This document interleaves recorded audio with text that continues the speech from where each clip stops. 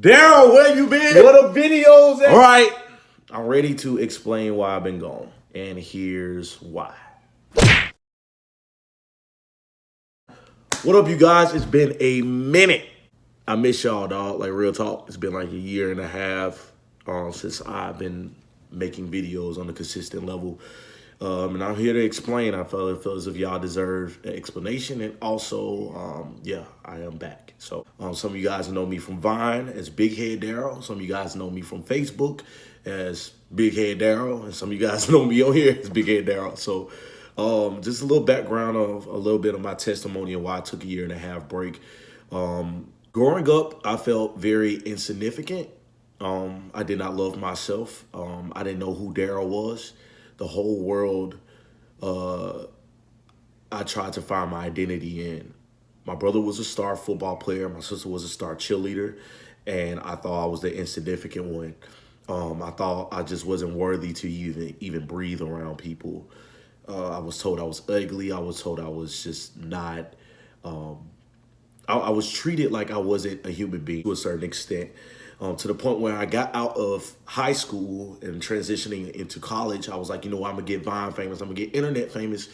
And I did get internet famous. I blew up on Vine. I had like over 100 million views, hit World Star 8 times.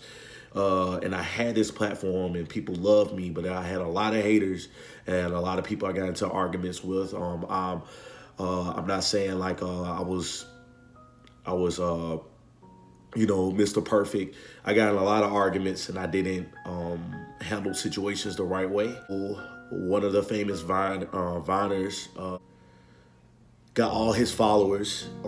Mind you, I was already in like a million arguments then. He got all his followers to tell me I should kill myself and basically try to get me kicked off of Vine.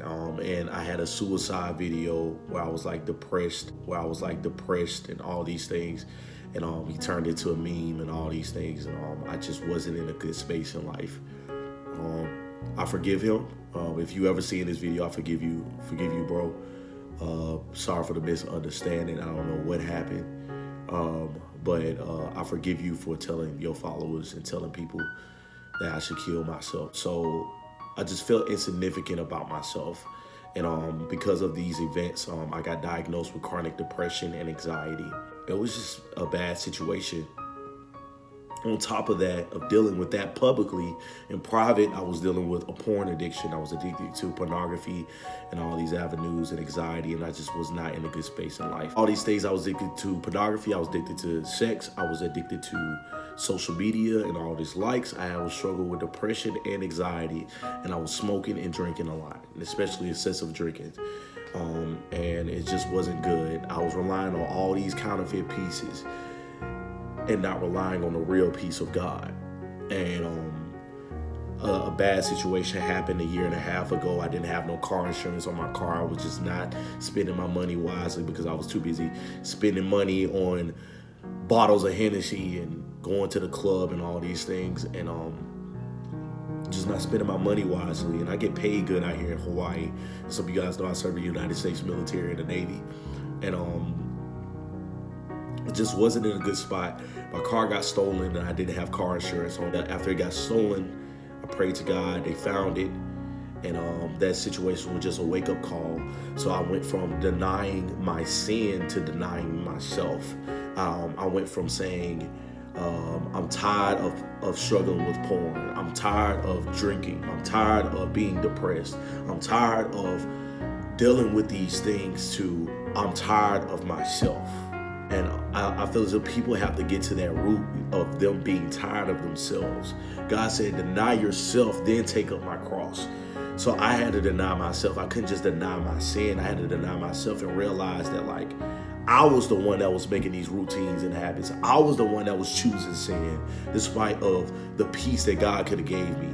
But I was so wrapped up in what was going on in the world that I didn't focus on myself. And second off, like I thought Christianity was just an admission to heaven. When reality, it's not just an admission to heaven. It's like we wait to death to receive that peace, and we always walk around with depression and say, well, I'm going to wait till I die. I'm going to wait till I do all these things. When reality, that same peace in heaven is accessible here on earth. And I didn't realize that. And I kept trying to wrap my mind around the fact, how does God work? How does God do this? God's like, stop relying on your own understanding. And I had to set aside my foolish and childish ways. And I'm not saying I'm perfect. I'm not perfect. But at the same time, God is more attracted to my progression than my perfection. And I love that, man. I love that, dog. So it's just I had to focus on me and put myself first.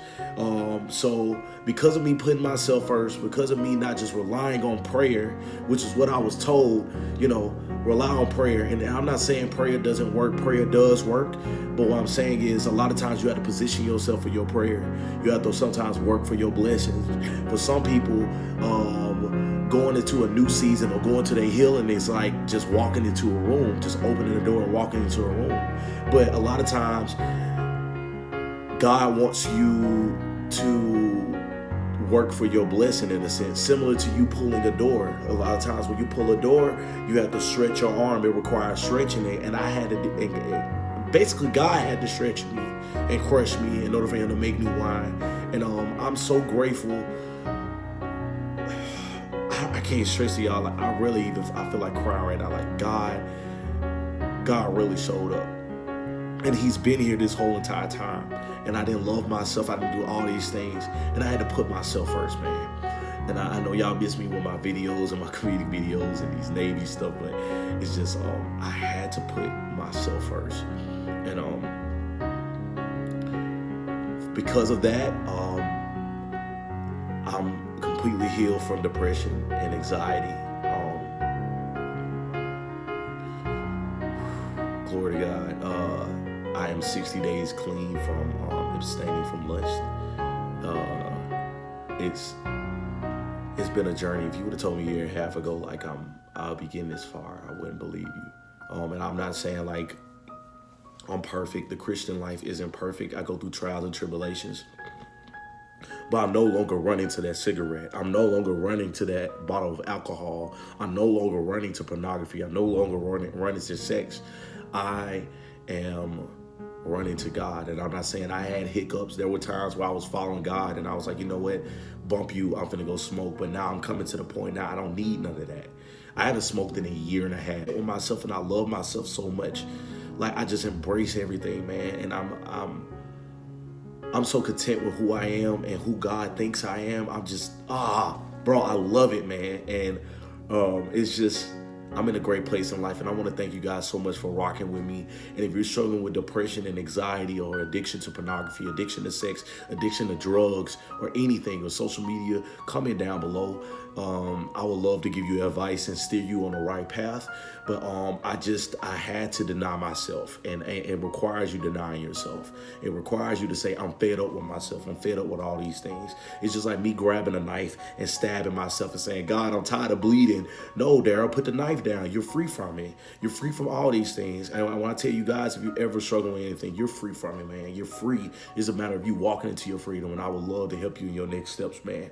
But yeah, man, I had to get myself together, and this is why I had to take a break from social media. But thank you guys so much for rocking with me. I will be back making videos on a consistent level. It may be comedy videos, it may be reaction videos, stuff like that. But I love you guys so much, man. Thank you guys for rocking with me, and I'm back, baby. Peace.